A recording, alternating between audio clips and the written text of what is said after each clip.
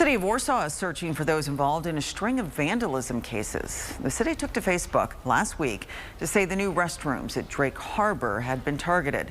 Among other issues, like derogatory words written on stalls, these photos of the bathroom show paper towels shoved in sinks.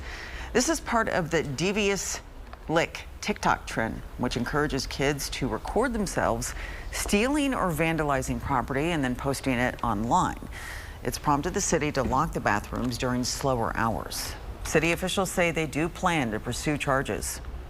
There has to be a message sent at some point to stop this, because most of the public is not going to vandalize it, and they love what we built and everything along the waterfront. It's very friendly for bicycling and walking, and a nice new playground. So we want to make sure that this doesn't continue to happen and the public continues to feel safe to participate in the activities we built. If you have any tips about the recent vandalism issues at Drake Harbor or at other places around the city, contact the City of Warsaw office or its police department.